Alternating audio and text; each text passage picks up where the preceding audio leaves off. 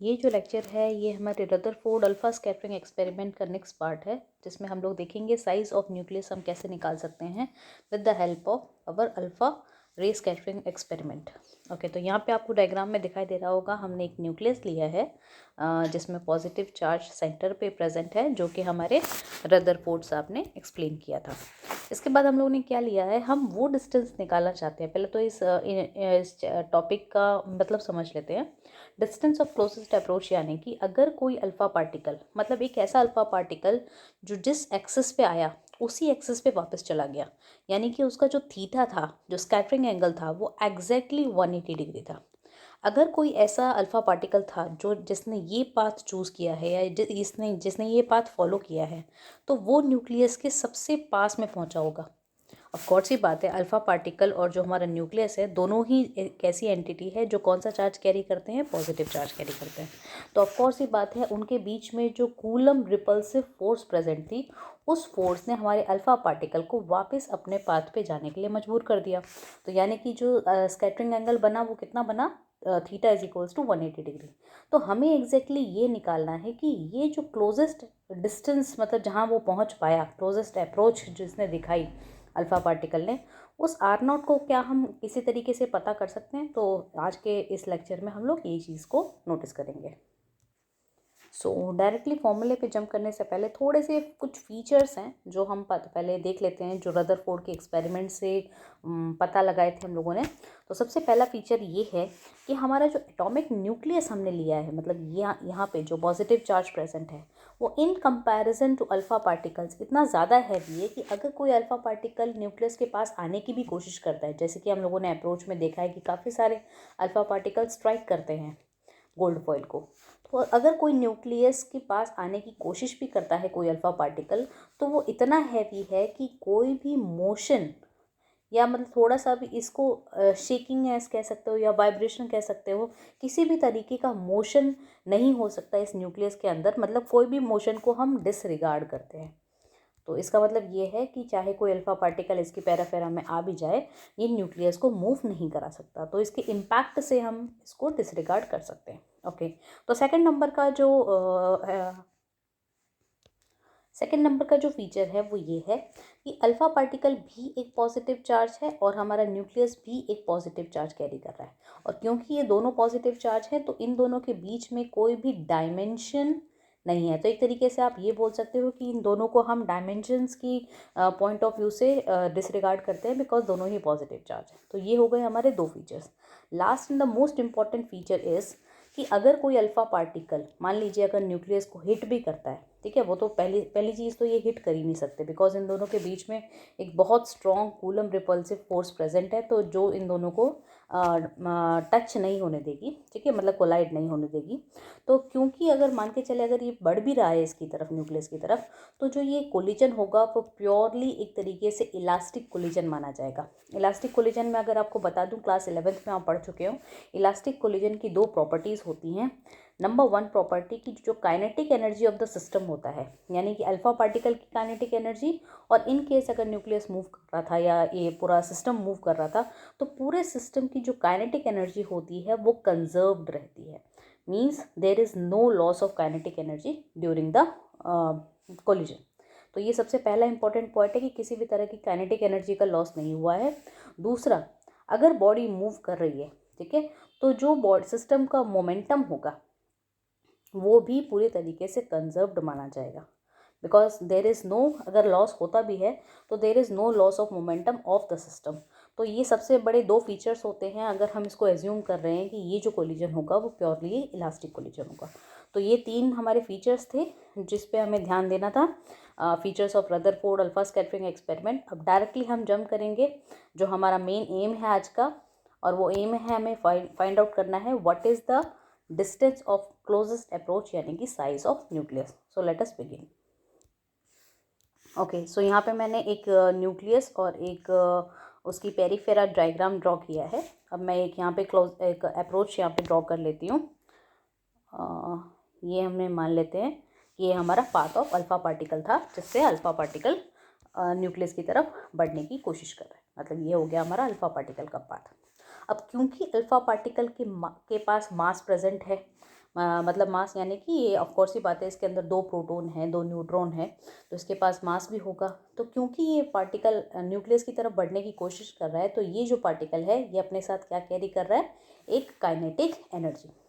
But क्योंकि ये kinetic energy एक ऐसे बॉडी की तरफ बढ़ रही है, मतलब ये पार्टिकल काइनेटिक एनर्जी लेके एक ऐसे पार्टिकल एंटिटी की तरफ बढ़ रहा है जिसके पास खुद के पास एक पॉजिटिव चार्ज प्रेजेंट है। अब पॉजिटिव चार्ज प्रेजेंट है यानी कि धीरे धीरे धीरे धीरे आगे जाते जाते इसकी काइनेटिक एनर्जी में कुछ ना कुछ लॉस आएगा, बिकॉज यहाँ से हमें क्या फील होने लग जाएगी, एक रिपल्सिव फोर्स। जैसे जैसे हम इस न्यूक्लियस की पेरिफेरा के अंदर आएंगे, ये जो अल्फा पार्टिकल है इसको एक रिपल्सिव फोर्स का सामना करना पड़ेगा। तो ऑब्वियस सी बात है कि इसकी जो काइनेटिक एनर्जी होगी एक मोमेंट के पास आके बिल्कुल ज़ीरो हो सकती है, यानी कि ये वो पोर्शन होगा, ये वो डिस्टेंस होगा जहाँ पर आके हमारा अल्फा पार्टिकल की काइनेटिक एनर्जी ज़ीरो हो जाएगी, और इस डिस्टेंस के बाद इस अल्फा पार्टिकल को वापस जाना पड़ेगा, क्योंकि ये रिपल्सिव फोर्स इतनी ज़्यादा हो जाएगी, अपनी पीक पॉइंट पे पहुँच जाएगी कि ये अल्फा पार्टिकल को वापस जिस पाथ से अल्फा पार्टिकल आया था उस पाथ से उसको वापस भेज देगी। यानी कि काइनेटिक एनर्जी आके, अगर मैं डायग्राम को फिर से एज्यूम करूँ, just let me rub this portion. Okay, सो अगर मैं अल्फा पार्टिकल को ध्यान से एज्यूम करूं तो मान लेते हैं कि अप्रॉक्स ये वो डिस्टेंस है जो न्यूक्लियस के क्लोजेस्ट अप्रोच आ पाया, मतलब न्यूक्लियस के सामने या न्यूक्लियस के पास में R0 मान लेते हैं, ये वो डिस्टेंस है जहाँ पर आके हमारी काइनेटिक एनर्जी जो पार्टिकल की है वो किसके बराबर हो गई, ज़ीरो हो गई। और क्योंकि हम लोगों ने पहले ही एज्यूम कर चुका है कि ये जो कोलिजन था ये एक इलास्टिक कोलिजन था, तो there is no loss of energy, यानी कि लॉस ऑफ एनर्जी अगर ज़ीरो नहीं है, मतलब ज़ीरो है, तो जो काइनेटिक एनर्जी हमारी ज़ीरो हो गई थी यहाँ पे आके, वो टोटली किस में कन्वर्ट हो गई, जाके potential energy of the system. यानी कि ऐसे टाइम पे जो काइनेटिक एनर्जी थी किसकी, अल्फा पार्टिकल की, वो किस में चेंज हो गई, आके पोटेंशियल एनर्जी में चेंज हो गई।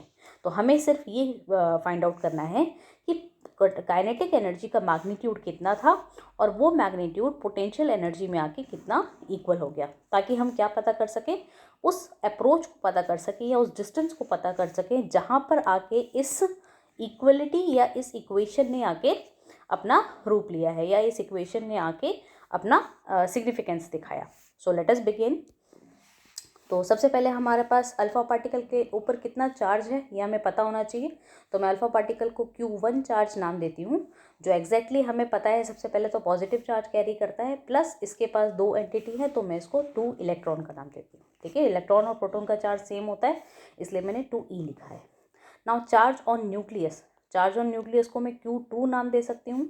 और क्योंकि मुझे पता है भाई न्यूक्लियस के पास एग्जैक्टली कितना नंबर ऑफ प्रोटॉन्स हैं, तो हम उसको number of protons multiply by charge of electron, electron और प्रोटॉन का चार्ज सेम रहता है। प्लस मैंने इसलिए लिखा है बिकॉज हमारा जो प्रोटॉन है वो प्लस चार्ज कैरी करता है, और जेड का मतलब नंबर ऑफ, जो भी उसके पास नंबर ऑफ प्रोटॉन्स हैं। ठीक है, इसलिए हम उसको Z atomic number of the material के नाम से लिख सकते हैं। अब मान लीजिए कि जो हमारा सर्कल था, यहाँ पे जैसे मैंने एक सर्कल ले लेते हैं। ओके, तो ये हमारे पास सर्कल है। ठीक है, और जो क्लोजेस्ट अप्रोच है उसके लिए मैं डॉटेड लाइन लगा देती हूँ, ये हमारा क्लोजेस्ट अप्रोच था। ठीक है, R0 डिस्टेंस। दूसरा सर्कल ले लेते हैं एक, ये हो गया हमारा न्यूक्लियस, जहाँ से हमारा चार्ज, मतलब जहाँ तक हमारा चार्ज आ गया। अब अगर ये न्यूक्लियस है, ये हमारे डिस्टेंस क्लोजेस्ट अप्रोच है, R0 है, तो यहाँ पे आने के बाद अगर चार्ज को आगे आना है तो उस पर कुछ ना कुछ इलेक्ट्रिक पोटेंशियल भी लग रही होगी। अब इलेक्ट्रिक पोटेंशियल का मतलब क्या होता है भाई, अगर मैं लेमन टर्म्स में बात करूँ, जैसे ये हमारे पास एक कोई भी चार्ज है, पॉजिटिव चार्ज है मान लीजिए, और एक इलेक्ट्रॉन को, ठीक है, इसकी इलेक्ट्रिक फील्ड के अंदर इसके पास आना है। इलेक्ट्रॉन और प्रोटॉन तो चलो दूसरे अपोजिट चार्जेस हो गए, मैं इसको दूसरा कोई पॉजिटिव चार्ज ले लेती हूँ, स्मॉल Q0 चार्ज। ठीक है, अगर इसको इसके पेरीफेरा के अंदर जाना है तो इस Q0 को इस बड़े चार्ज की इलेक्ट्रिक फील्ड का सामना करना पड़ेगा। जो इलेक्ट्रिक फील्ड इस पर क्या, कौन सा फोर्स लगाएगी, रिपल्सिव फोर्स लगाएगी। तो मतलब ये Q0 को आगे जाने के लिए कुछ ना कुछ वर्क डन करना पड़ेगा, मतलब इस, वो भी किसके अगेंस्ट करना पड़ेगा, इस इलेक्ट्रिक फील्ड के अगेंस्ट कुछ वर्क डन करना पड़ेगा, ताकि ये Q0 अपने रास्ते में आगे बढ़ सके, मतलब Q के पास पहुंच सके, और ये Q इसको अपने पास आने नहीं देगा। क्यों? क्योंकि ये जो इलेक्ट्रिक फील्ड है ये कौन सी फोर्स लगाएगी, इस पर रिपल्सिव फोर्स लगाएगी। तो ऐसे डिस्टेंस पे ये जो हम इस आर नॉट डिस्टेंस को पता करना चाह रहे हैं, तो इस आर नॉट डिस्टेंस पे इस क्यू का इलेक्ट्रिक पोटेंशियल कितना फील करना पड़ रहा है, मतलब इस पोजीशन पे अगर क्यू नॉट को आना है तो उसको कितना पोटेंशियल का सामना करना पड़ रहा है, तो वो होती है इलेक्ट्रिक पोटेंशियल। अगर सेम केस के लिए, जैसे हम लोगों ने यहाँ पे अल्फ़ा पार्टिकल माना है, अगर मैं अल्फ़ा पार्टिकल के लिए आर नॉट डिस्टेंस पे एक इलेक्ट्रिक पोटेंशियल फाइंड आउट करना चाहूँ कि भाई मेरे अल्फ़ा पार्टिकल को कितनी इलेक्ट्रिक पोटेंशियल्स का सामना करना पड़ेगा न्यूक्लियस की वजह से, तो उसका हमें फॉर्मूला पता है, के क्यू अपॉन आर नॉट होता है। आर नॉट मैंने इसलिए लिखा है बिकॉज ये मिनिमम मतलब डिस्टेंस है जहाँ तक हमारा अल्फ़ा पहुँच पाया। तो के का फॉर्मूला क्या होता है, 1/4πε0, ठीक है, मल्टीप्लाई बाय क्यू, यानी कौन सा क्यू लेंगे हम न्यूक्लियस का क्यू ले रहे हैं, तो न्यूक्लियस का क्यू कितना है, ZE के बराबर, जो मैंने यहाँ पे ऑलरेडी लिख चुका है, ठीक है, और multiply divided by r not.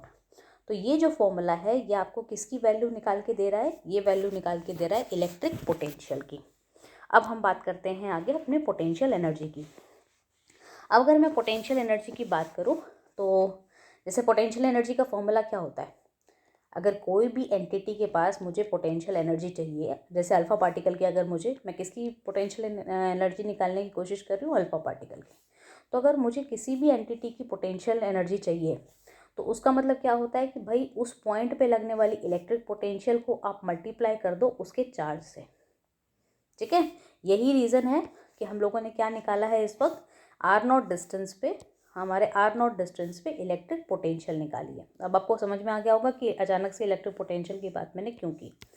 अगर पोटेंशियल एनर्जी की बात करें तो इलेक्ट्रिक पोटेंशियल हम ऑलरेडी निकाल चुके हैं, जो कि है ZE/4πε0 divided by r not. ये हो गई हमारी इलेक्ट्रिक पोटेंशियल का फॉर्मूला।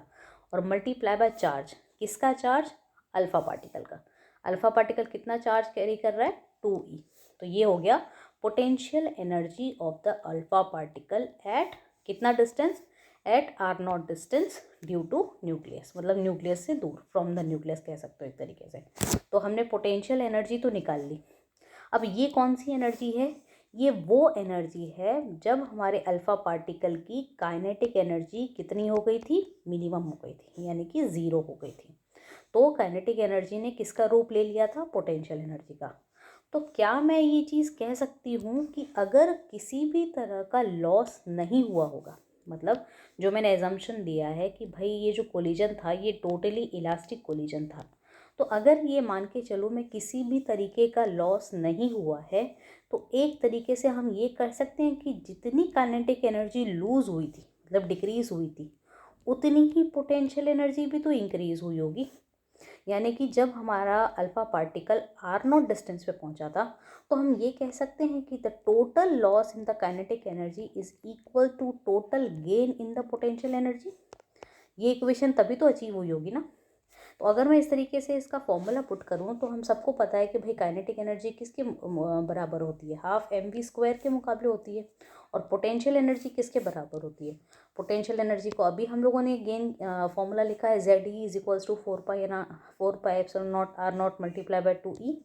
तो इसको मैं यहाँ पे लिख सकती हूँ, ZE/4πε0 आर नॉट और multiply by charge of alpha particle that is 2E। तो यहाँ से हमें कहाँ पे आर नॉट दिख रहा है, यहाँ पे आपको दिख रहा होगा आर नॉट, यहाँ पे दिख रहा है। तो हमें तो वैल्यू तो आर नॉट की निकालनी है, तो हम आर नॉट को एक तरफ रख देते हैं और बाकी के मल्टीप्लिकेशन और डिवीजन करके तो जो फॉर्मूला हमारे सामने आएगा वो है ZE और 2E, तो यहीं पे रह जाएगा, और 4πε0 भी यहीं पर रह जाएगा। इसको भी अलग लिख देते हैं, बस हाफ mv² को हमें किसी तरीके से फिट करना है। चाहो तो आप ऐसे भी लिख सकते हो ताकि कन्फ्यूजन ना हो, चाहे तो आप इस फॉर्मूले को एज इट इज़ ऐसे रख सकते हो ताकि कन्फ्यूजन ना हो, और चाहे तो आप ऊपर भी सिंपलाइज करके 2 हमारा ऊपर जा सकता है और इस तरीके से फॉर्मूला पुट कर सकते हो। तो exactly what is the answer, ये आर नॉट जो है ये एग्जैक्टली वो डिस्टेंस है, मतलब अप्रॉक्सीमेटली वो डिस्टेंस है जहाँ तक हमारा अल्फ़ा पार्टिकल किसके करीब पहुँच सकता है, न्यूक्लियस के करीब पहुँच सकता है। तो एक तरीके से आप ये भी कह सकते हो कि आर नॉट को हम एक तरीके से साइज़ ऑफ न्यूक्लियस के बराबर मान सकते हैं। ऑफकोर्स सी बात है कि न्यूक्लियस का जो साइज़ होगा वो आर नॉट से छोटा होगा, बिकॉज ये हमारा क्लोजेस्ट अप्रोच है अल्फ़ा पार्टिकल का, बट करीब करीब आप ये कह सकते हो कि R0 is the size of the nucleus according to Rutherford alpha ray experiment. Thank you.